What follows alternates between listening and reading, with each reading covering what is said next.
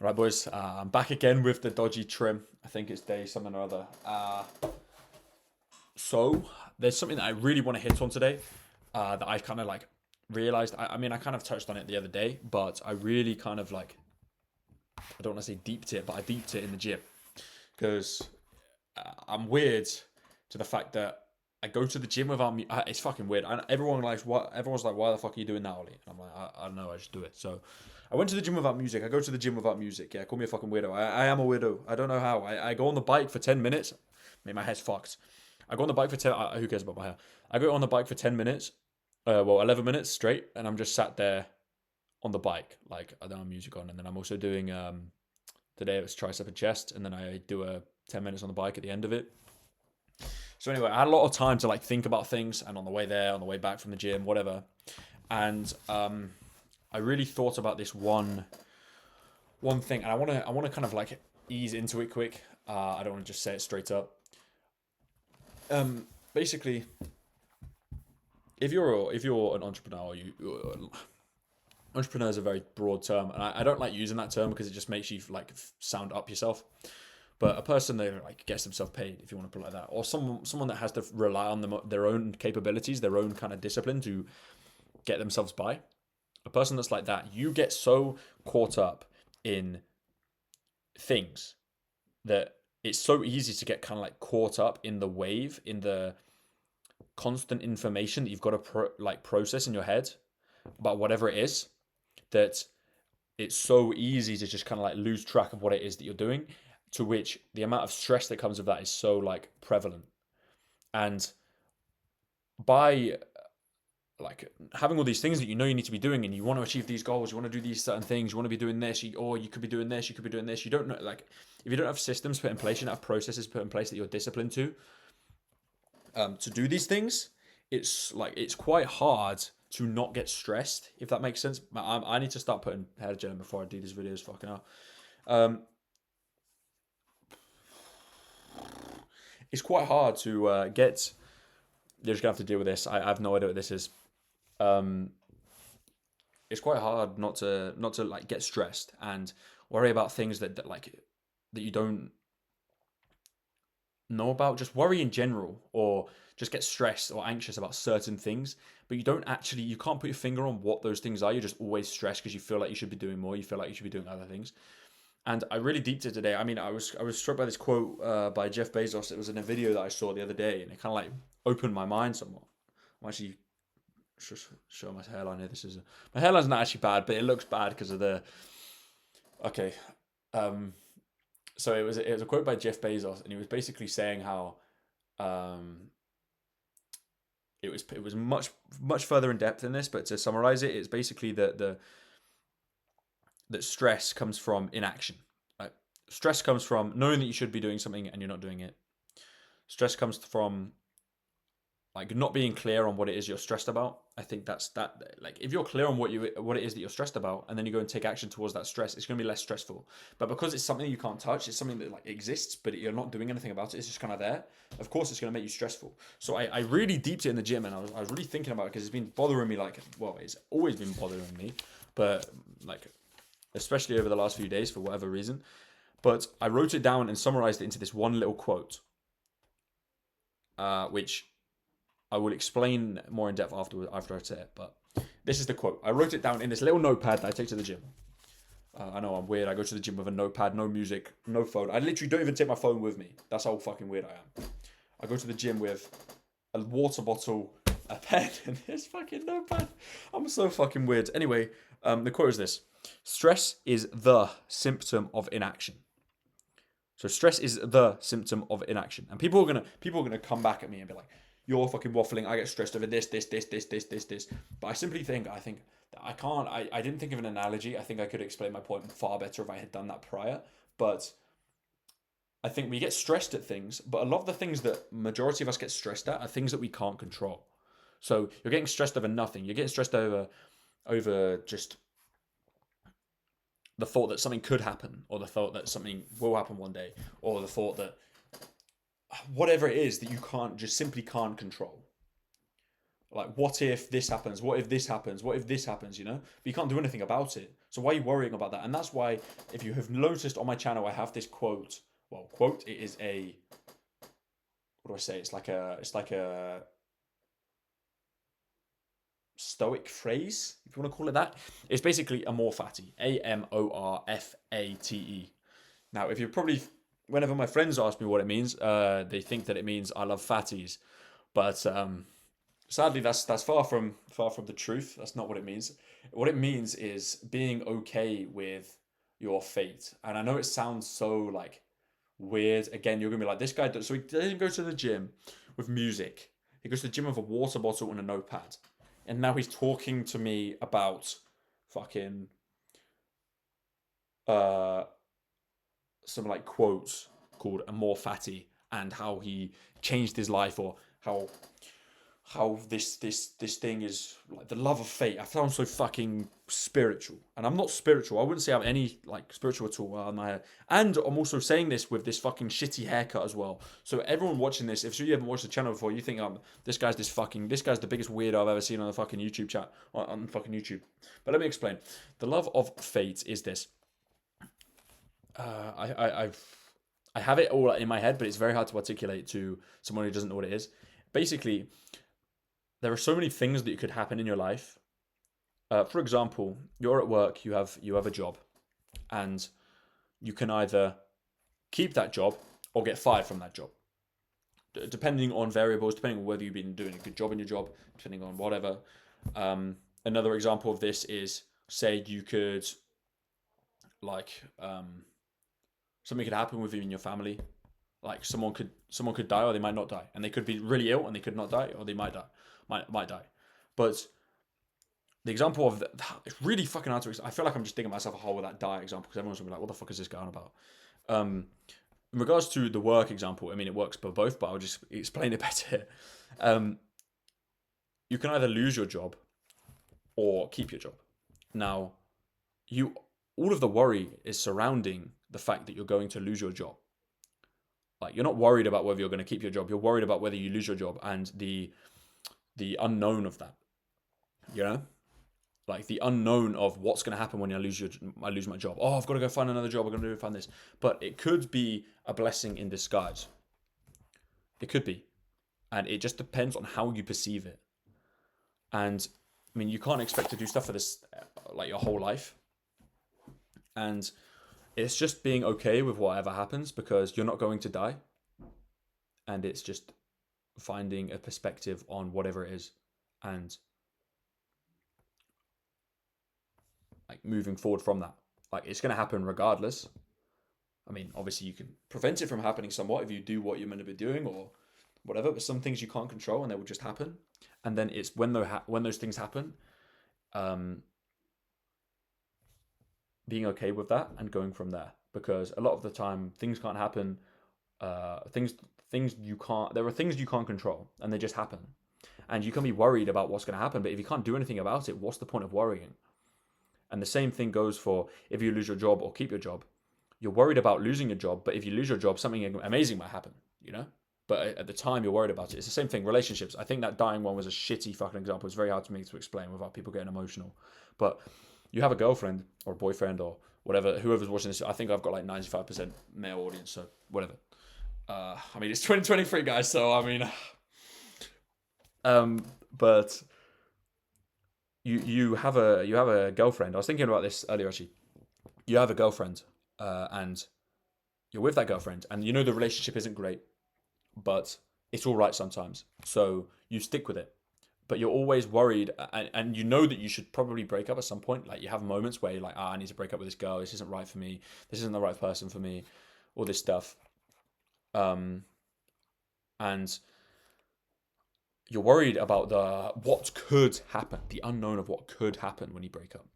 Because you could have it, like, you kind of relate that girl to all of the memories you've had with her, all of the good times, everything that you've thought about, and everything you've kind of like projected in your future, and be like, oh, this is the girl for me, this, and then you're going to lose that. That's where the worry comes in, and that's why you're so afraid to lose them, because you don't know if it's ever going to happen again. And you're worried that, like you might not find that girl again, but also you're never going to have those memories again, or it's going to take it's going to be incredibly hard for you to find another girlfriend, or you might not even ever find another girlfriend. So the principle of amor fati is being okay with whatever happens. Now, I admit it is very hard to stick to that, and sometimes, like, I say it to myself, but it's very hard to actually be like, oh, amor fati. Yeah, nah, it's fine. It's fine. I'll be fucking stressed. Be fucking, oh yeah, amor fati. Oh yeah, come. It's very hard to do that. It's very fucking hard to do that. But it really does kind of like change my life because it allows me to see a different perspective on of things, and it in turn makes me less stressed, less whatever, and be able to focus more clearly, be more clear on whatever it is. And yeah, so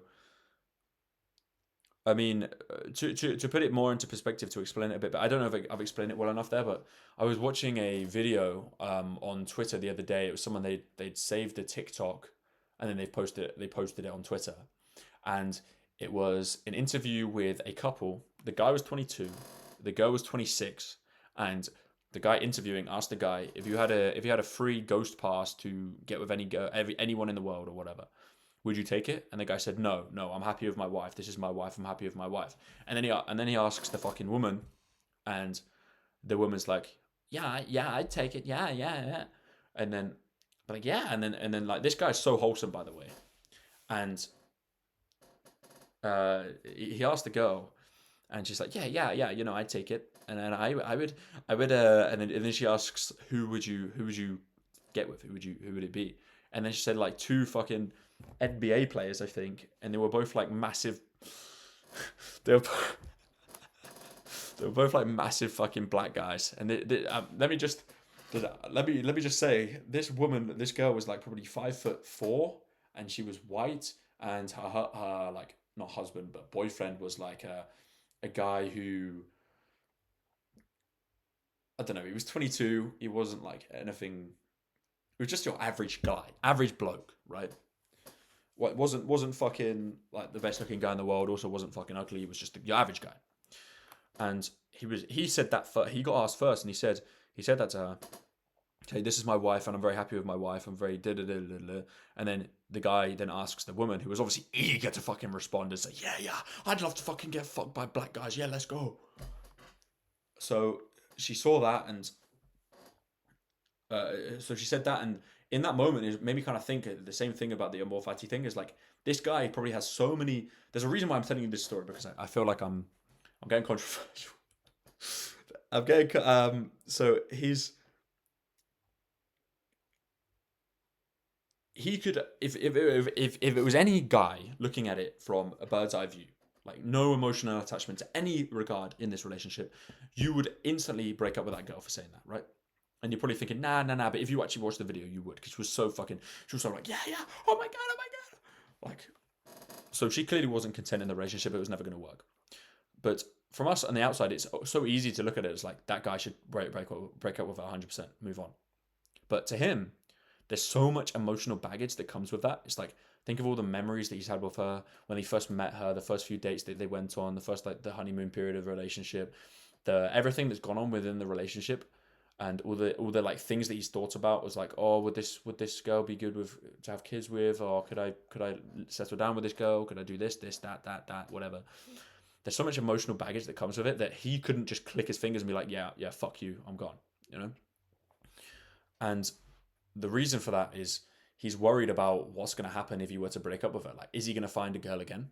Obviously, you most likely will, but like in your head, you're like, oh, but might not, could not happen. And there's also the emotional baggage. Like, am I ever going to get this experience again? Like, we can sort it out, right? We can sort it out. You see it happen in films all the time. It gets fucked, but then they're still together. Like, stuff happens and then they're still together. Obviously that's films, but you get the idea. So it's just being okay with the unknown.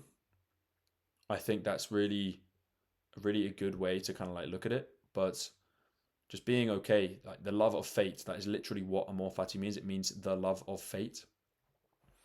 And I do genuinely owe a ton of my life to this guy called Nathaniel Drew. If any of you know who he is, he's a YouTuber.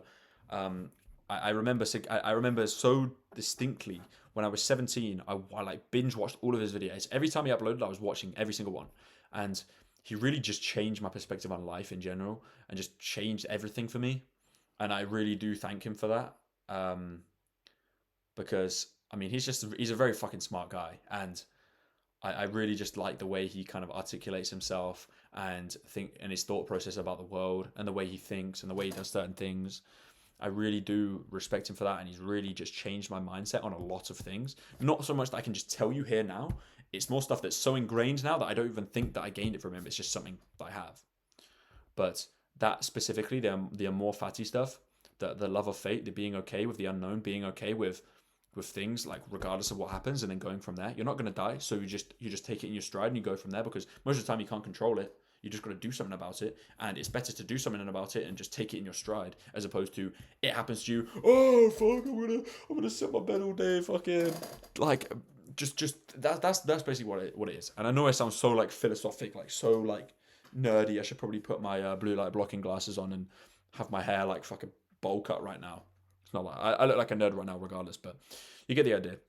So, um, the reason I've waffled about this for the last 20 minutes is I think that stress is like stress um tolerance is a very prevalent thing in.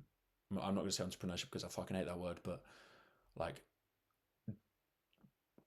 I'm gonna, you know what I mean, like working for yourself and having to rely on yourself to make money or whatever and keep you afloat. It's such a big thing, and you need to be able to manage it well. And I think the best way to manage it is that you need to just stop procrastinating and do things that you know you need to do. And, and to do that, and to know what you need to do, you need to be able to journal down your thoughts, rather than just having them in your head. If you have them journaled down, it looks so much easier. You get so much less stressed if everything's written down as opposed to just being in your head. So, first thing you do after this video, if you think you're stressed, is write all of your worries down on a piece of paper, like bullet point them all off, all of your stresses in your life, whether it be getting clients, whether it be the relationship you're in, whether it be paying your rent next month, everything down, and you'll realize that it's not actually that bad. And if none of them were to happen, like if all of the worries were to come into fruition and happen, you're not going to die. You're still going to be alive, and you just go from there. But another thing with that is you're so worried. We're so worried about what other people think of us. Like, what happens if I can't pay for my rent next month? What's my mum gonna think of me? What's my dad gonna think of me? What are my friends gonna think of me? What are my family gonna think of me? You know, I think we're more worried about that than the actual thought of not being able to pay your bills. You know, like what if I get kicked out of the house? I have nowhere to live. What are my family gonna think of me for that?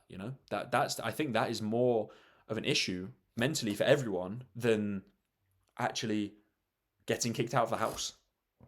I mean, you can disagree, you can agree, whatever. But I genuinely think that is the main kind of thing. It's more the opinions of others as opposed to their own. But yeah, there's so many ways to navigate this stuff. I'm not going to sit here and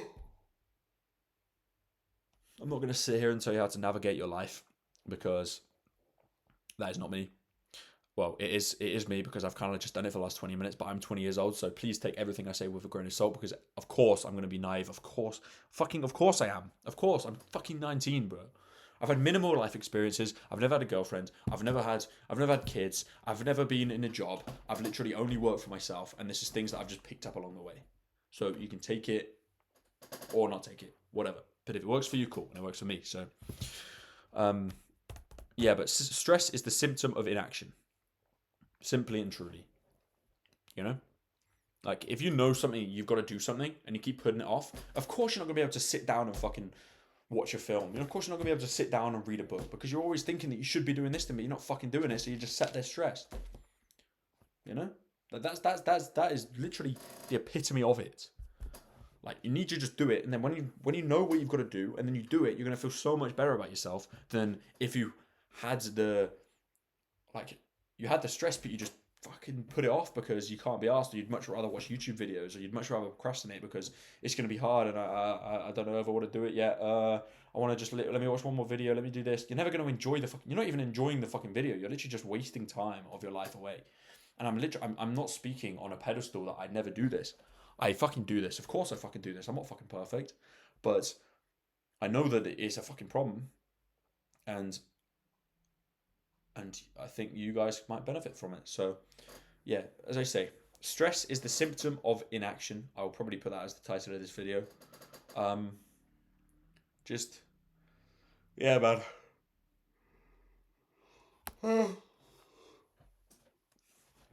I hope I explained my point well enough, and I'm sorry about my hair again. But, yeah, it's fucking bright, man. I've got to be bright enough. Yeah, just you know what you got to do, boys. Just write it all down and then do it. Simply and truly, write all your stresses down on a piece of paper as well. I do recommend that. I read a book called How to Stop Worrying and Start Living by Dale Carnegie a while ago, and I mean, I wrote a blog post on that on the main principles that kind of like helped me, and one of them was live in day tight compartments. So do like only worry about what's going to happen in that day, you know, and don't even worry about it. Like just take each day as it comes, you know. It's the same thing as a tennis match. I said this like whole analogy, but when you play tennis, you win each point. You don't think about like what's going to happen in 3 points time. You think about how you're going to win this point, then the next one, then the next one, then the next one. It's the same thing with your day. You know, you go into a day, you think about it, you go, okay, this is what I'm doing today. I'm going to get it all done. Cool. And then you think about the next day when you're there. But right now, you're all set about the possibility of what could happen. Like as myself, that this is why I'm talking about it, because I've had the same problem. But you talk about all of these things that could happen to you in the future, but they're not happening right now. So what's the point of worrying about them? And they're not even happening yet. They're not even going to happen. Like more than likely, they're not going to happen anyway. You're just thinking about the worst possible case scenario, and that takes away from your happiness in the moment. So again, if you want to stop worrying and start living, just try your best to live in day tight compartments and not worry about what could happen in the future, because whatever you're worrying about more than likely won't happen, because we always fear the worst. It's just in our human nature. But do what you can do with it. Do what you can do at the time as it comes, like in the moment. Do what you can do in that moment every single time, and I think you're going to be so much happier and less stressed, because again, we get so much in our own heads, but in reality, it's either not going to happen, it's something we can't control, or it's just a load of shit that's roaming around our head that we haven't actually solidified and like got out of our subconscious. There's a better word for that, but I couldn't fucking think of it. And then, right, if you can write that down on a piece of paper, it's just going to make it so much clearer, so much easier to know what you're doing and know what you need to do. And yeah, man, I truly believe that has helped me, and I think it might help you. So try and live in day tight compartments. Think of it as in that tennis match analogy, and yeah, I do recommend reading that book. You know, I'll link it at the top of the description. So if you ever want to read it, it's written by the same author of the same author of How to Win Friends and Influence People. So he understands human psychology down to a T. And I'll put it at the top of the description, but underneath my newsletter, because I'm 2 subscribers off 100. So if you want to subscribe, it would be much appreciated. But with that said, thank you for watching the video, boys. And I will see you tomorrow night. Cheers. Thank you. Cheers.